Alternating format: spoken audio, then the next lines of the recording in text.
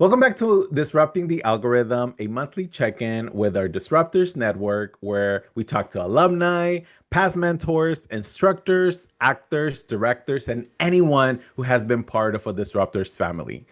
My name is Julio Salgado, and I am the co-creator of the Disruptors Fellowship, a program for the Center for Cultural Power. For today's Disrupting the Algorithm guest is TV writer Zackery Alexzander Stephens. Zackery is a television writer who was most recently staffed on Our Flag Means Death on HBO Max and The Amber Ruffin Show on Peacock. Before focusing on TV, Zackery spent almost a decade performing sketch and improvisational comedy in Chicago and New York. They currently split their time between Los Angeles and Washington State. Zackery has been a wonderful mentor and instructor for the Disruptors Fellowship and recently led a virtual TV fundamental summer course for our program. Welcome, Zackery, to Disrupting the Algorithm. Hi, thanks for having me. Thank you so much for joining us, Zackery. I always like to kick off this conversation by asking our guest, what is a piece of art that you are consuming right now that is making you excited about creating or just bringing a smile to your face? They're usually I usually find one TV show that's like a thing that I love that I just will watch like an episode, maybe two, kind of a day. I just finished like The Good Wife, Good Fight for probably the fourth time. And I'm currently like back in the ER. We're in season two. So that's like a pretty consistent for me. But as far as like TV, like new TV goes, I think a couple shows that like I really loved recently would be like Deli Boys on Hulu, which I thought was like such a fun mix of comedy and genre. Dying for Sex, which I thought was like just one of the most like emotionally like honest, raw, and just like horny shows on television, which I'd love to see more of. And I think the four seasons on Netflix was a comedy that I enjoyed a lot more than I thought I would, and I really loved its it felt very open to like a family. Like it didn't feel like it was trying to be too pretentious, which I really enjoyed. I love shows that feel accessible to people, things like Matlock, High Potential. And outside of that, in TikTok, there's a girl who's currently like in an like battle with her HOA about if she's going to like she like found like alleged embezzlement and there's like cease and desist, and like that for me is also creatively inspiring. Just essentially like young Elle Woods being like, we bought enough like tampon like trash bat little like bags for like female hygiene products to like cover an NFL stadium for years. I was like, genius. Like I'm in. Like I want to hear who's bad, who's good, who knew about it. So I love to get media a little bit of everywhere. Listen, it is, we are living in a new world where, it's not, we used to back, I think I'm older than you, but I miss the days where you waited a week, to watch a show and there was like a suspense and you're like, "Oh my God, I'm waiting." And right now one of the shows that I'm watching on HBO, it's called Chespirito Not Really on Purpose, which is a story. It's a mini series about Chespirito, who was this like big character in Mexico's TV. And it's a weekly showing. The thing about this show is that like and because it's based on a real life, a lot of these shows focus so much on making sure that the characters look like the real people, but that Mhm. sometimes that's not a good idea because the acting is like, I'm like, it's okay to pick a character that's not, or an actor that doesn't look like the Yeah. person they portray, as long as they're bringing the goods. But there's something about like, going, and watching something every week, because I don't know, there's this accessibility. There's too much, I get overwhelmed. But you're right, there's media everywhere, and TikTok being one of those things. I'm still getting, TikTok is still too overwhelming for me. So like, You have to know when to stop. Like it's a hard one. Like I definitely have days where it's like, oh, that was 2 hours. I was like, oh no, like I've gone too far. And I was like, and what did I really watch? Like what did I really consume in that time? Um, yeah, I definitely say like there was like a TikTok phase where I was like doing too much. Like it was like and healthy. And now I feel like I have a nice like we're in it, like I know like to stop now. Like I'm not in it in like the whole of like we're the darkest side of TikTok. Yeah. You've gone to the end of your views. Yeah, and there's something about TikTok where I don't know, there's a side of humanity that TikTok brings and people, and I'm like, I know way too much about this stranger from, you know, Arizona that I shouldn't know so much about. And why am I invested in this person? And then the comments, I go to the comments and it's just a strange world. But it's media, nonetheless. It's media that we're consuming. Like my parents are more into TikTok now, which I can't even say it's like, oh, it's like new kids. Like, no, my parents are watching TikTok. That's where they're getting, I'm constantly getting links from my, the family chat. But, so Zachary, so we met you, via the amazing Shantira Jackson, shout out, who recommended you, as a mentor for a fellowship a couple of years ago. Your mentorship, Zachary, and your workshops have been very instrumental in the success of our program. Can you speak about how mentorship has been instrumental in your own career? Yeah, I think there's like this idea that everyone has to like have like some big like fancy mentor who like moves heaven and earth for you. And like I'll definitely say like I've been like very fortunate to have people in my lives who are like just like good advocates, but not necessarily someone who's like we like I have friends who are like, oh, it's my mentor and we're hopping on a call on Wednesday and like, oh, my mentor's calling me and I'm always like, oh, okay, that's cool.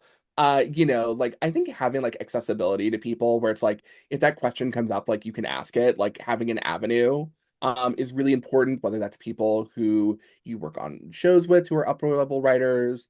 When you join the guild, they put you in a little cohort of newly staffed or like recently joined members and they give you a showrunner. Like when I did that program, like Jen Statsky, who's one of the showrunners of Hacks, was like our mentor, and like I can like email her a question, and like she's like very accessible. And like I remember at one point I had like a deal thing, and I was like, I don't know if this is like.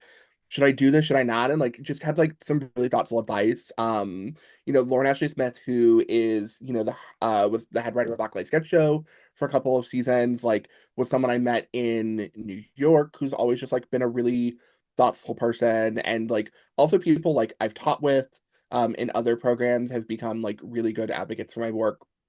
So I will say that like there's it more so it's just like relationships for me than it is like necessarily having like a true mentor. And also would say like to tell people like, view your mentors as people, and everyone will have different parameters on what they can and can't do. But I'd say like the most important relationships for me are a lot of my peer relationships. So I would say like it's great to have someone who can like give you a little bit of time, and help you, but having someone who will advocate for you is always the biggest part. Someone who will give you that packet, who will tell you something's, looking for submissions. They heard about something and rather than gatekeeping it, they're like, you should apply for this. You Uh, know, those are the people that like will change your life and you will change their life. And when they get staffed, you will be thrilled for them and they will be thrilled for you. And no one hates each other. So I would definitely say like mentorship is important in this industry, but I would say like if you can be in a writers group with like a really good set of peers, then like you will go a lot farther. And that's like one thing I'm always like, I think just with the pandemic has like dissipated a little bit is like being a writers group, like, but also it's like people who are not gaslighting you. There's no reason to have like some like jerk who just wants to be mean, critique your writing. Like there are people that like I think are phenomenal writers who I'm always like, why are you not staffed? Like, why are you not staffed? Why are you not staffed? Who give me the best notes. And they're thoughtful and they communicate in a way that I wish execs could, sometimes. And I have execs who are great, and I have execs who struggle to get the simplest note out. So I think it's a lot of just finding your people yeah. in whatever form and fashion they come in. Yeah, 100%. And I always find that there's no formula to finding the perfect mentorship, right? This program, a big thing of it is mentorship. And, I always tell, the fellows, I'm like, look, exactly what you're saying, right? Like these are folks, who the only difference is that they've been staff and you haven't, right?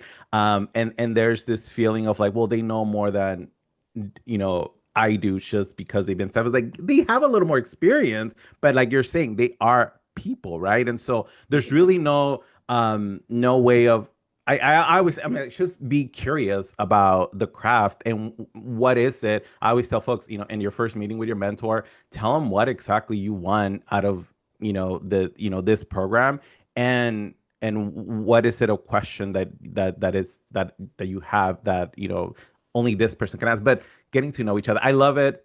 I love it that we've been really lucky with people like yourself, mentors who are very open, not just to like answering questions, but like there's other folks who, and I know you mentioned about coffee dates and mentorships, and I'm like, mentors who are like, hey, I have time. Let's meet up. I'm like, jump on the opportunity if it's offered, right? So there's really no there's no formula. There's no formula for mentorship.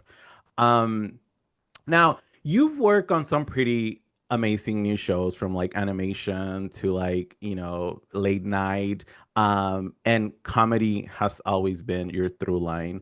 And comedy is hard to write. As somebody who writes comic strips, like I'm like, what is the thing that is gonna make, people LOL? Why do you keep going back to comedy to tell stories? Um, I'm just really lucky to be around just such funny people all the time. And I think it like almost like makes it for me, I forget that I have the funniest friends on earth. They are people who are genuinely the most hilarious people from their hometowns. They are people who are well recognized in our industry for like what they do. And I'm so used to that being like the standard of conversation and like how I like text with someone that it becomes just like getting to recreate those in a writer's room where our job is to like be like little demons who come up with jokes. It's like just pure joy. I think that comedy for me, so much of it just has to do with it's such a good way to, I think, express experience. Like, the shows that you work on, even in comedies, like, you have all the range of emotions you do in a drama, but instead of approaching it in, this very necessary, like sincere, oh, long arc of, lust and want and confusion, we're gonna put it in an act. And we're gonna make it into a metaphor and she's gonna be wearing a clown suit. So part of it's just like I think like the creative like potential that comes with comedy, like, late night, I worked on like the serious part of late night. I did like the long how did we get here pieces, which are essentially like a research paper with jokes.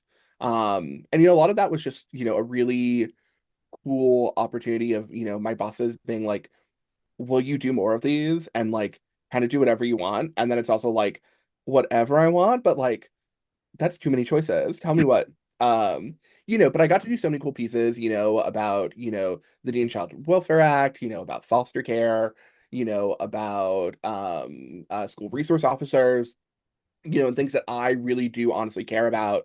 And was really excited, to like be able to discuss and have their impact and like talk about in like a very fun, satirical way. But then I can go do an animated show and like be stupid and truly just be like, goofy. And so I think the variety that comes in comedy is the exciting part, is that, even though like it is all comedy, it's so different. And sometimes I'm lucky in the room where it's like I get to be the joke person, and other Mhm. times I get to be the character person, or you end up being the person who writes the really long pieces, or you kind of, figure out this kind of death segment becomes your little bit of a signature and like a thing that you thrive at. So I just like not even like for me, it's also like I like drama, like I love like a procedural. But there's just the joy of comedy, and I think I like comedy writers a lot. Just because I really am so used to people who are just being that funny all the time. And a lot of that comes with, coming up through Second City and IO and UCB, and like it just is like such a great home and like group of people who I think just like make you better getting to spend time with them. Getting to be in a writer's room, like you get to be better because the people in that room push you to be better. And when you're doing improv or sketch, at these theaters, like when you get to be on a stage with people who are better than you, like you rise to the occasion. I always tell people the best way to like, break in talent is like, find people with the most potential and put them on stage with someone who's undeniably great. And like that undeniably great person will never be you should never be offended to play with someone who's new or fresh. And Mm. if anything, should be excited to have new ideas and fresh perspective. And be excited to have a challenge of someone who maybe is a little less familiar. There's an edge to that. Yeah, I think it really is just like I'm so used to being around funny people, and I don't know how not to like be like a little dummy sometimes. And I mean, is there, would you, I mean, there's many ways to enter, right, the comedy writing, but would you say that doing stand-up comedy and like going out there, and especially right now, with jobs perhaps not a lot of people are hiring, would you say people should go out and get on the stage, because the stage is not for everyone, but is that something that you recommend? I think the stage can honestly be for anyone. There's so many different sides of performance. I think that like figuring out what you love, I think especially like in comedy, in drama too, whether it's like you come from a theater background, like we've seen so many playwrights break into television, and become beloved. People who are putting up one act plays, two act plays, musicals, I think the same thing, that is a very traditional like drama side of things. On the TV side, like we see people who do stand up, we see people who do character showcases, who do those weird fringe shows, sketch comedy, improv. I think if anything, it just sharpens your attention to comedy and it gets you working in such a good group dynamic. Sometimes like when I teach people, it's like when I meet someone who's like a little awkward or like struggling to feel comfortable, it's like honestly, just go take some improv classes. Like it's a weird little cult, but like it is ultimately very fun. And like my memories of it are like I had so much fun doing improv in my early 20s and like getting to be dumb and like getting snuck into bars as a 20-year-old, and just was like doing rehearsals from 10 to midnight was like the most fun. If you asked me to go anywhere at 10 p.m. anymore, I'd be like, absolutely not. I am in my home again watching The Good Wife. Um, for if not the fifth, sixth, seventh, if not eighth time. So I think that like performance in any capacity in live theater, people should try. And figuring out what type of performance that is, I think is up to every individual. Like I know people who do clowning and are phenomenal at it. Like, and it's delightful. I love to see people who sing. I love to see people who dance. Like I think everyone has some form of performance they are capable of. And it's just a matter of finding one that you like, that you want to try. And even if it's not your full-time profession, like I'm not doing improv all the time. I am not trying to do, acting all the time. But because I have the skills, they make me a better communicator. They make me a better writer. I know how to sit in a room with my thoughts and escalate them in a way that is positive. That my therapist isn't like, oh no. So I would definitely say it's well worth your time to be involved in some form of experiential live theater. It's also just the best place to experiment. Like it's different than TV. It's different than writing something and being judged for it. Like in an improv show, 10 people are going to judge you at 11 p.m. at night, and then never think about you again. You'll get some laughs, and like the high of learning how to get a laugh on stage, it's great. Like there's nothing better.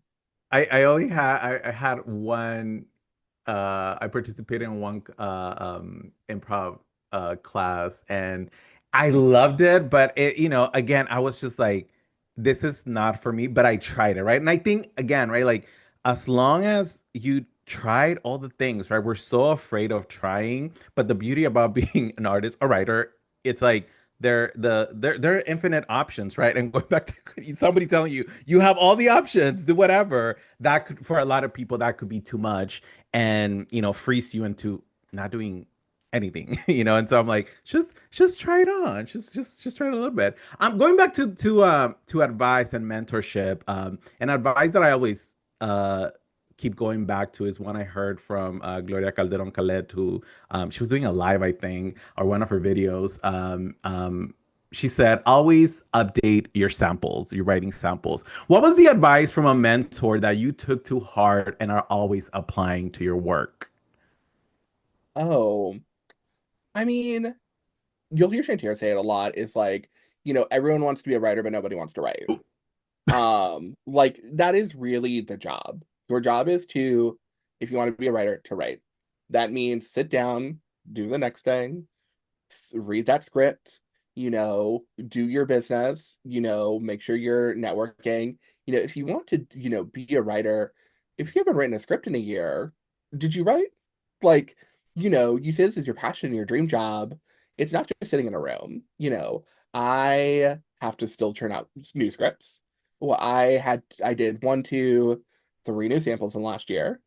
I'm sitting down and I'm at my computer and I am writing things. I'm writing new pitches and I am meeting with new executives and I'm doing all my meetings and my stuff because that's my job. If I want to do this in a full-time, capacity creatively, then I have to do the part that is expected of me, which is to write. My Yeah. manager cannot do anything with a sample from 5 years ago. Like maybe, like sure that sample can still go out, but like it's been around. Like why would I not want something new? And also like if I've not grown as a writer in 5 years, then like ew. Like, I think that's the other part. I have samples. I think my oldest samples maybe 2018, 19, maybe 20. I want to say 2018 is maybe like the oldest one I would use. And even that one I like read through and I was like, if you think it's like a really good fit, sure. Like if not, no. Um, but the stuff I write now is so much cleaner and tighter and like it feels like TV in a really great way. Um, and I just know how to do the job better. So I think the really the thing is like if you want to write, then write. If you want to act, then be acting, be on stage, be auditioning, doing the things. If you want to be a producer, then like what is stopping you from finding that script? If you want to direct, I hate to be like there's an iPhone camera, but like do some TikTok videos. Even if you're not like making them perfectly, like get in the habit of like understanding that stuff. Take a class, Um, I think everyone has different learning styles. Like I do really well in like classes. I'm also like a little bit of like a competitive monster. So like I like to write to win. So like if someone's like, oh, and by the end of this, you're all gonna have a pilot, it was like, I'll have it first. And it's gonna be clean. So know what like works for your brain. Um, but yeah, I would say like do the thing that you said that you're doing. Yeah, the times that I've heard or people will ask me how can I make an image go viral? How can I make it's like there's really no secret to the thing. I've drawn for my whole life, like I've been doing this for a long time. And then when I ask folks, I'm like, well, show me what you've created. Like, show me samples. It's like, well, like work and thing. And I'm like, I cannot imagine with everything that's going in the world, right? And not go to either my writing or my drawing. Like, that's how I deal. So for me, using being coming from parents who are poor, not having access to things, I'm like I used to draw with you know Sharpies from the 99-cent store. And so I don't think, yeah, it's hard to tell people, oh yeah, like I understand, but it's like, but do it right. And Yeah. so I just, even when you get writer's block, right, I one of my favorite things to do is like, what did my favorite writers like to listen to? What are they reading? Or what, reading other people's work, right? It's as simple as that. But we forget because we feel that the moment that you get that writer's block, it's like you're done and it's never going to come back to you. And so, it's what it is. But so we're living in a post writer strike. Let's not talk about diversity, equity, and inclusion world. What do you think is the biggest misconception new writers have about the state of the industry right now? Oh, I think it's just like the right now, I think the model is reworking itself. And I Mhm. think everyone is trying to figure out what is the new model that we're willing to go for, and I think over the next couple of years, we will see more of your like how A24 started out. Just making cool stuff people wanted to see. Mhm. I think they'll have the same like, Blumhouse is like another great example of being like this indie studio that was like, we just want to make horror films because like people aren't making horror films the way we want them to.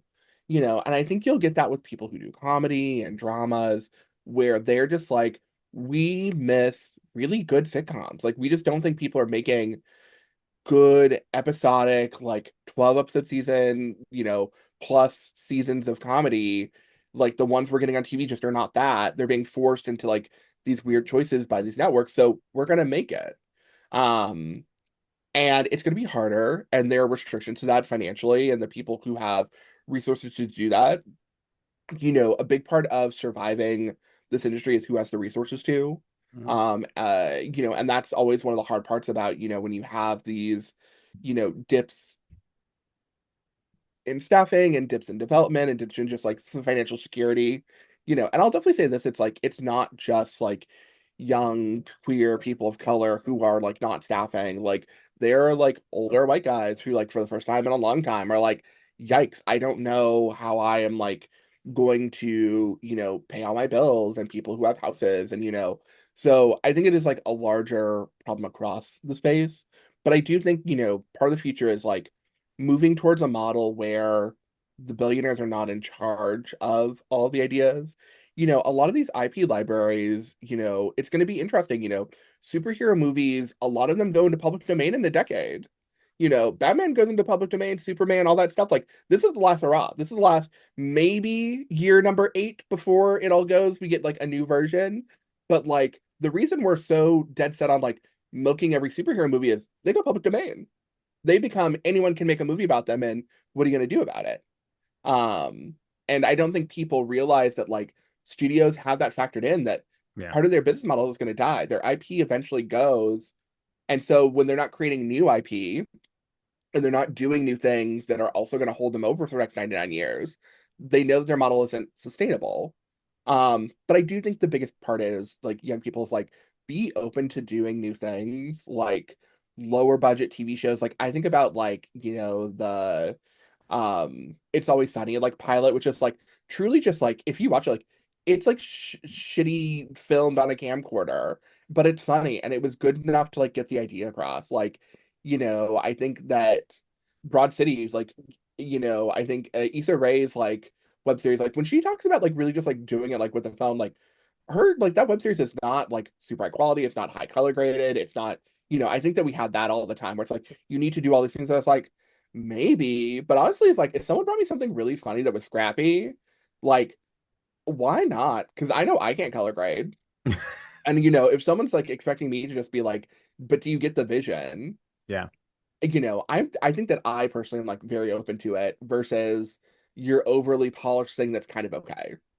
Um, but I think the biggest part is things are changing, and be open to the ride. And the best thing you can do is work on your own skills and your work so that when the opportunity does arise, like you are prepared. Like that is just the best thing. Is like you might break into like an older model of like what has been happening and get your opportunity where like you get staffed, or you get, an assistant gig and you get to move up ladder, or, you sell something, or, a variety of opportunities, but also be open to like, new weird stuff, be open to investing a little bit inside of your work. Yeah. Um, so I think that's what's the biggest part. Is like I think this industry is rejecting billionaires because it doesn't work. They don't work. What Warner Brothers is, how many companies again? Two? I've lost track. It's two companies again. We're separating it out into two companies. So the two companies arrive. We destroyed them to separate them into what? Two companies. Yeah. Um, but but I don't know. I'm not a billionaire. I'm not smart enough to get it.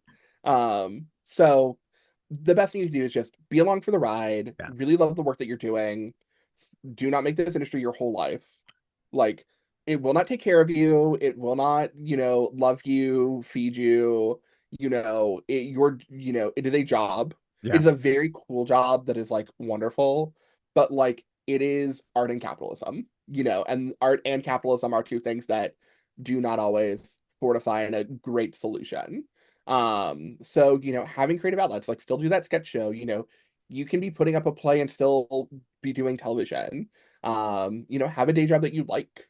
And write your scripts. There's a lot of opportunities, and I would definitely say like you don't need to feel like you're failing if you're not in a writer's room. 100%. And like also learning the thing, right? Like I think right now, do you listen to Reliving Single, the podcast, Eric Alexander? Well, they're doing both Erica Alexander and Kim Cole, they were, starring in Living Single. But what they're doing right now, it's like this masterclass on behind the scenes and how the show was created. They go into like break down scripts and like, camera angles and all that, like learning the industry that you're trying to go into. It's key. I've learned so much in running, this program. For me, it's like learning from folks like you and other, the actors, about how it works, and adapting it into your own, whatever you're doing. I think for sure Aqua Black Girl and Broad City were key examples. That's actually how I got started. Back in 2012, me and my producer Jesus Iniguez, we were doing a YouTube sketch comedy, and just using what's our at this our disposal, right? To make sure, and continue to be creative. So last spring, we had a gathering, with past alumni, mentors, and actors. You were missed. You were supposed to be in a panel, but you couldn't make it. But one of the things that we got talking about, we were talking about people, what they were doing, what makes them excited about the future of the industry. One thing I kept asking folks was, what can programs like the Disruptors do better in the next 3 years? And the next 3 years meaning what we're living, what we're going through right now. What do you think is the thing that not just the Disruptors, but like other programs that are supporting, future TV writers or just other creatives? What can we do better to better support our creative community? I think one of the big things that has happened with all these programs and like, a mentor in other programs, whether, and I do think that like there needs to be more focus on getting mid-level writers to the top. Because I really do not think this industry will change until you get more showrunners who are more diverse than what we currently have, who have different perspectives, who actually, I think bring an honest, genuine care around diversity, equity, inclusion. That is the truth. The people who make the hiring decisions, yeah, hold the power. And we see it in these rooms of, what happens when you put, women of color in charge of rooms and what these rooms look like. And I definitely think that that is one of the big things that like resource wise like needs to shift a little bit of being like getting people to the top of the ladder instead of trying to break people in at the bottom of the ladder, because we keep on pulling up the bottom of the ladder as you've seen, as time's gone by. The second that assistants start to become more women and people of color, it's all of a sudden you can't go from being an assistant to a staff writer. Mhm. The number of people who I think kind of also like thinking this idea that like all of a sudden it was like every person of color, we created all these programs and now every person of color who's a staff writer is a diversity hire. We created these like systems that like were meant to advocate for people, but we didn't solve the root problem, which is like the systemic issue, which is people at the top have to care Yeah. enough to want to do this. And there's a lot of complacency around this idea of being like, we can just make this guy better. And the answer is, or maybe he's not the boss. Maybe he has to work for someone who actually knows how to make it better. I would not hire the president of a company who I thought I had to rework their perception of hiring people of color, Mhm. because I know they would fail at it. I would hire someone who knew how to do it already. And maybe that other person has some really good qualities around system admin, whatever. They're an IT genius. And you know what? If I put them in charge of IT and I give them some coaching, maybe they'll grow into a place where they can learn to do that. But you have to, move people with a proven track record forward. Yeah. And I think that is the big thing that I hope that programs will shift towards, which are putting these mid-level people in positions where they can do things like short independent, indie series, where you're doing a couple like a 4 episode something, and you're putting them in the driver's seat, and then they are working with younger people, and you essentially built a new ladder, where you are also not just bringing in people to, I think, mentor, but also putting those mentors in a place where they are uh, at a place to where they can move towards getting the power to hire the people. Because that's the hard part. There are programs that I've elected not to mentor in at the moment because they're mentees that I love, and it's like I want to get them in rooms and staffed before I pick up new people because they still are just unfortunately a part of like a weird phase. So I think the biggest thing is like I'm excited to see the next wave. I want to see more Quintas. I want to see more people, from my generation moving up that ladder. And also making sure that, like, that being said, like, there are lovely, lovely white people who care and do a good job, who are also great advocates of, standing up in the room and being the first one to say, like, you're wrong. So I just hope that we get to see more of that, and that is a thing that is addressed because until I feel like we topple the problems, that are leading the problems both like in the studio network system, we have the same thing in the writers' room. So I'm excited to see that shift. And I hope programs invest in dealing with that moving forward and not just like trying to put people in like a semi HR training to be like, don't do that. Which is really just like, don't do it because we're liable. No, 100%.